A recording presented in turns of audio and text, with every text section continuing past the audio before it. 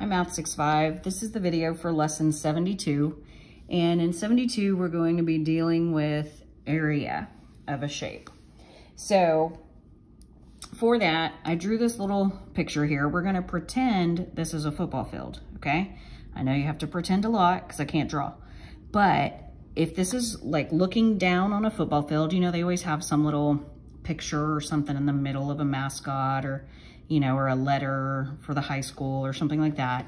Then it has the end zones on each side, you know, that have information, like they have their name in it, the school name, and has the field goals. Okay, none of that's really relevant. I'm just trying to help you picture it right now to get where I'm going. So I wanted to review, okay, so if I was your coach and I was a really mean coach and I would make you walk laps around the outside of the football field, over and over and over. Well, I'd make you run them, probably, not walk them. Over and over and over around that edge. That around the edge, doing laps around the football field, is perimeter. Okay?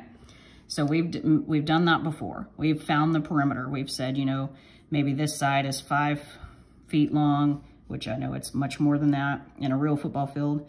And this one's maybe 100 feet long.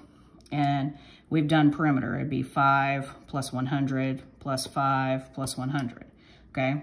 So that's perimeter. We've done that before, and that's not what we're dealing with today. Today, what we're dealing with, we're not walking laps around the football field today. Today, we're trying to figure out how much grass would it take to cover the football field from here all the way across to here.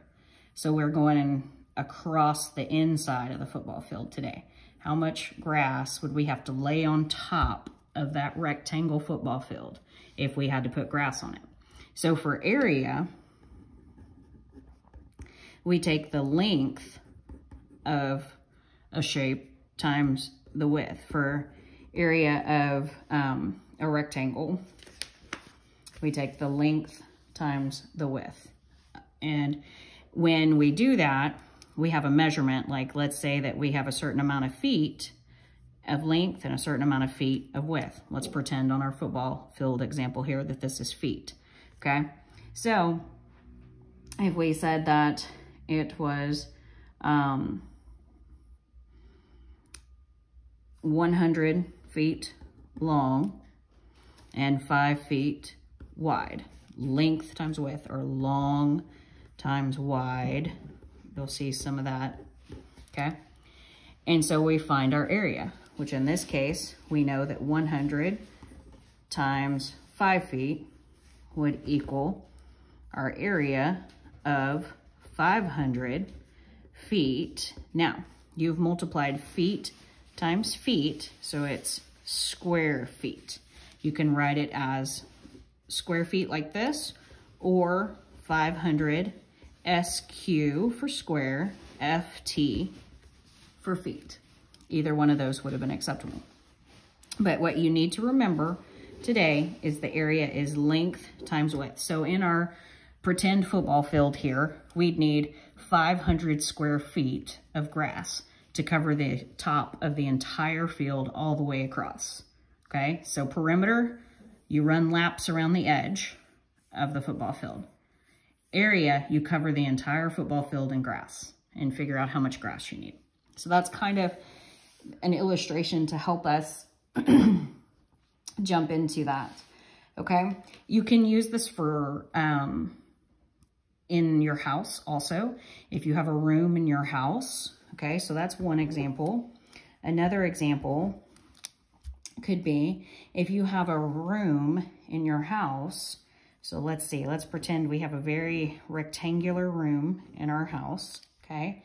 And that room is 18 feet long and 10 feet wide. And we had to find out how, say we wanted to put carpet on it. How much carpet would the room need? Okay, well, we know that we're not going, you don't just carpet the very edge of the room, right? You want carpet across the whole room, so we have to do the area, just like with the grass on the football field.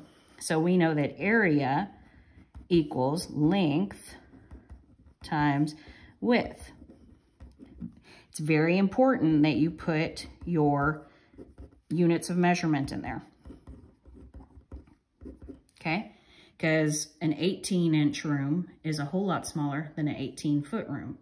If I got to choose my bedroom, I'd want it to be 18 feet, not 18 inches, which is a little over 1.5 feet. Okay? That's a tiny room, right? That's more like a Barbie doll room. So, area, and we know 18 times 10 is 180 feet squared. So it's just simple multiplication, length times width. Okay, so let's look at a practice problem. Okay, so I'm on page 373, page 373. And let's work one of these together. Let's look at letter B together. B looks like a square. If you look at it in your book, I'm gonna, instead of drawing it, I'm gonna bring it on screen because I can't draw. So our instructions say, let me move that on the screen here. For problems A through D, find the area of the rectangle shown. Draw square units inside the rectangle and then count the units. You do not have to draw the units. Oh, my dog. Okay, so B has 3 feet and 3 feet. And if area equals length times width, that's what you need to memorize more than anything out of this lesson right now, and you'll be good.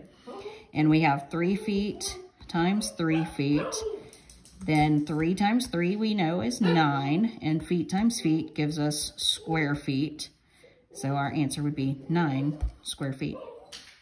E is a bedroom example, like we've already talked about, okay? On F, look at F real quick. It says to calculate the area of a floor of a room in your home. Round it to the nearest foot to perform the calculation. If you do not want to, or your parents do not want to mess with measuring, pretend that your room that you're measuring is 12 feet long by 13 feet wide. It's a pretty decent size room. And so that is not the answer, by the way, that's over here. That was something else. But pretend that it's 12 feet by 13 feet for that one if you do not want to measure. Okay? So that was a pretty quick lesson. You can do the practice problems for lesson 72. The rest of them are right here on page 373, and it does not go to the next page. So there'll be another video for lesson 73 coming.